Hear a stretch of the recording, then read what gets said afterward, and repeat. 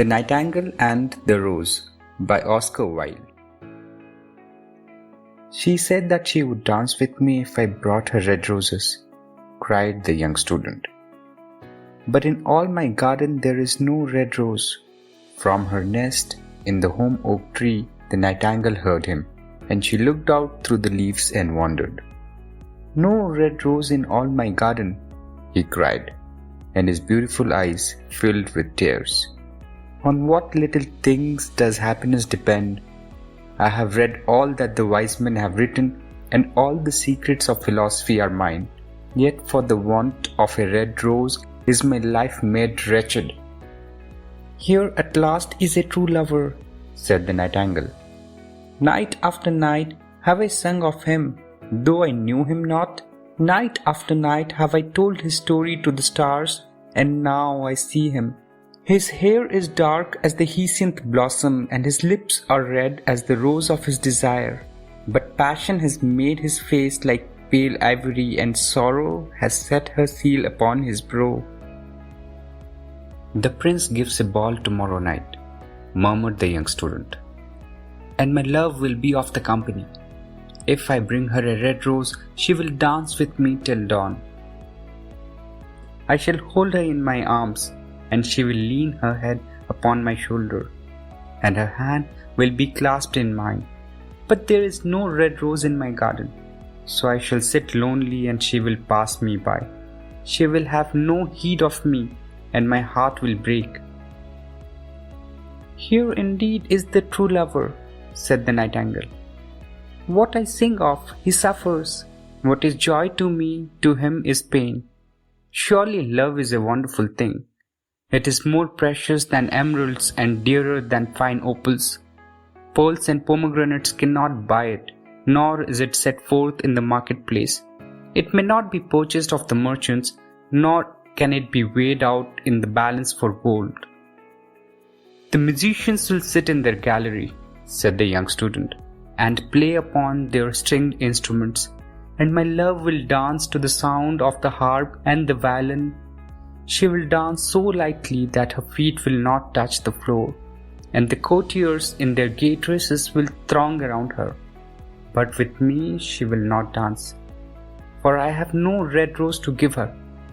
And he flung himself down on the grass and buried his face in his hands and wept. Why is he weeping?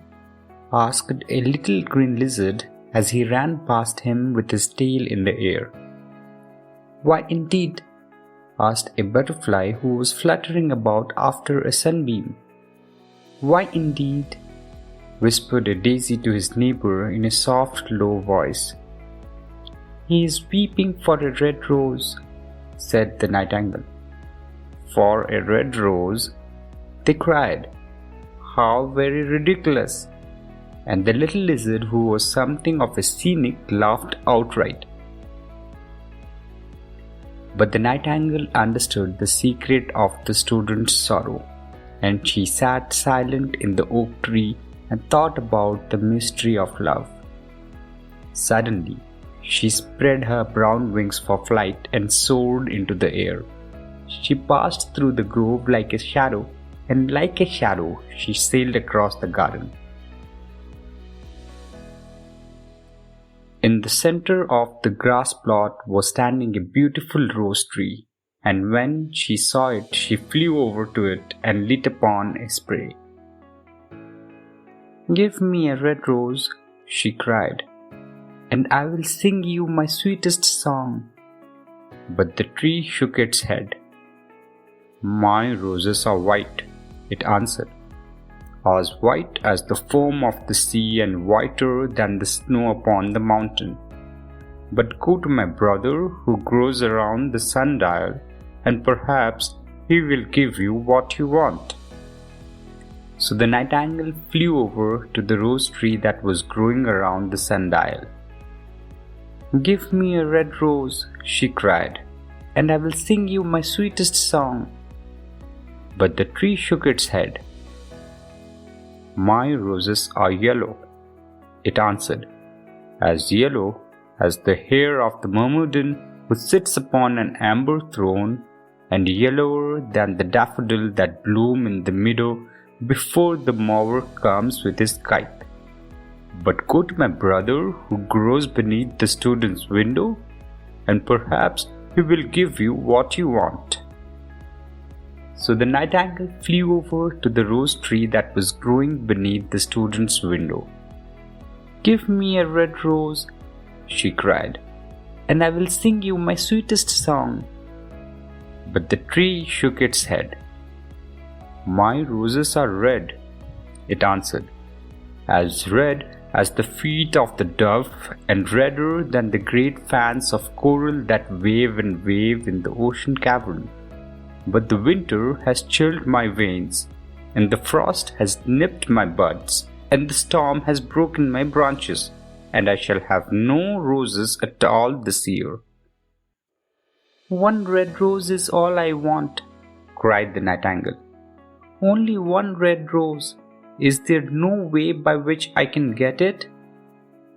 "There is one way," answered the tree, "but it is so terrible that I dare not tell it to you." "Tell it to me," said the nightingale. "I am not afraid." "If you want a red rose," said the tree, "you must build it out of music by moonlight and stain it with your own heart's blood. You must sing to me with your breast against a thorn. All night long you must sing to me, and the thorn must pierce your heart, and your lifeblood must flow into my veins and become mine." "Death is a great price to pay for a red rose," cried the nightingale, "and life is very dear to all. It is pleasant to sit in the greenwood and to watch the sun in his chariot of gold and the moon in her chariot of pearl. Sweet is the scent of hawthorn, and sweet are the bluebells that hide in the valley, and the heather that blows on the hill. Yet love is better than life, and what is the heart of a bird compared to the heart of a man?" So she spread her brown wings for flight and soared into the air. She swept over the garden like a shadow, and like a shadow she sailed through the grove. The young student was still lying on the grass where she had left him, and the tears were not yet dry in his beautiful eyes. "Be happy," cried the nightingale. "Be happy, you shall have your red rose. I will build it out of music by moonlight and stain it with my own heart's blood. All that I ask of you in return, that you will be a true lover, for love is wiser than philosophy, though she is wise, and mightier than power, though he is mighty. Flame-colored are his wings, and colored like flame is his body." The student looked up from the grass and listened, but he could not understand what the nightingale was saying to him, for he only knew the things that are written down in books. But the oak tree understood and felt sad, for he was very fond of the little nightingale who had built her nest in his branches. "Sing me one last song," he whispered. "I shall feel very lonely when you are gone." So the nightingale sang to the oak tree, and her voice was like water bubbling from a silver jar. When she finished her song, the student got up and pulled a notebook and a lead pencil out of his pocket. "She has form," he said to himself as he walked away through the grove. "That cannot be denied to her. But had she got feeling? I am afraid not. In fact, she is like most artists. She is all style without any sincerity. She would not sacrifice herself for others. She thinks merely of music, and everybody knows that the arts are selfish. Still, it must be admitted that she has some beautiful notes in her voice. What a pity it is that they do not mean anything or do any practical good." And he went into his room and lay down on his little pallet bed and began to think of his love, and after a time he fell asleep. And when the moon shone in the heavens, the nightingale flew to the rose tree and set her breast against the thorn. All night long she sang with her breast against the thorn, and the cold crystal moon leaned down and listened. All night long she sang, and the thorn went deeper and deeper into her breast, and her life blood ebbed away from her. She sang first of the birth of love in the heart of a boy and a girl, and on the topmost spray of the rose tree there blossomed a marvelous rose, petal following petal, as song followed song. Pale was it at first as the mist that hangs over the river, pale as the feet of the morning, and silver as the wings of the dawn, as the shadow of a rose in a mirror of silver, as the shadow of a rose in a water pool, so was the rose that blossomed on the topmost spray of the tree. But the tree cried to the nightingale to press closer against the thorn. "Press closer, little nightingale," cried the tree, "or the day will come before the rose is finished." So the nightingale pressed closer against the thorn, and louder grew her song. For she sang of the birth of passion in the soul of a man and a maid, and a delicate flush of pink came into the leaves of the rose, like the flush in the face of a bridegroom when he kisses the lips of the bride. But the thorn had not yet reached her heart, so the rose's heart remained white, for only a nightingale's heart's blood can crimson the heart of a rose. And the tree cried to the nightingale to press closer against the thorn. "Press closer, little nightingale," cried the tree, "or the day will come before the rose is finished." So the nightingale pressed closer against the thorn, and the thorn touched her heart, and a fierce pang of pain shot through her. Bitter, bitter was the pain, and wilder grew her song. For she sang for the love that is perfected by death, of the love that dies not in the tomb. And the marvelous rose became crimson like the rose of the eastern sky. Crimson was the girdle of petals, and crimson as a ruby was the heart. But the nightingale's voice grew fainter, and her little wings began to beat, and a film came over her eyes. Fainter and fainter grew her song, and she felt something choking her in her throat. Then she gave one last burst of music. The white moon heard it, for she forgot the dawn and lingered on in the sky. The red rose heard it, and it trembled all over with ecstasy and opened its petal to the cold morning air. Echo bore it to her purple cavern in the hills and woke the sleeping shepherd from their dreams. It floated through the reeds of the river and they carried its message to the sea. "Look, look," cried the tree, "the rose is finished now." But the nightingale made no answer, for she was lying dead in the long grass with the thorn in her heart.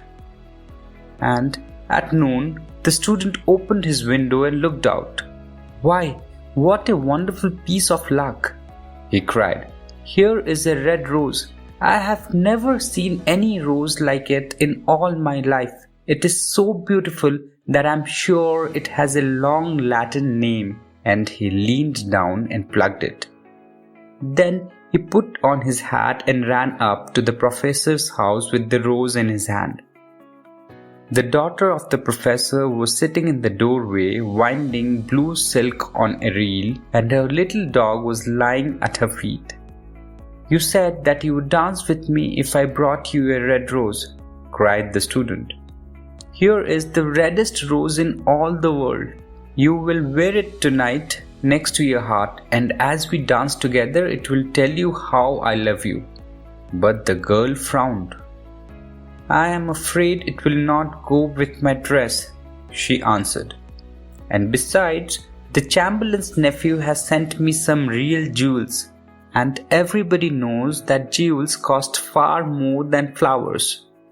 "Well, upon my word, you are very ungrateful," said the student angrily, and he threw the rose into the street, where it fell into the gutter, and a cart wheel went over it. "Ungrateful," said the girl. "I tell you what, you are very rude. And after all, who are you? Only a student? Why, I don't believe you have even got silver buckles to your shoes as the Chamberlain's nephew has." And she got up from her chair and went into the house. "What a silly thing love is," said the student as he walked away. "It is not half as useful as logic, for it does not prove anything. And it is always telling one of things that are not going to happen, and making one believe things that are not true. In fact, it is quite unpractical, and, as in this age, to be practical is everything. I shall go back to philosophy and study metaphysics." So he returned to his room and pulled out a great dusty book and began to read.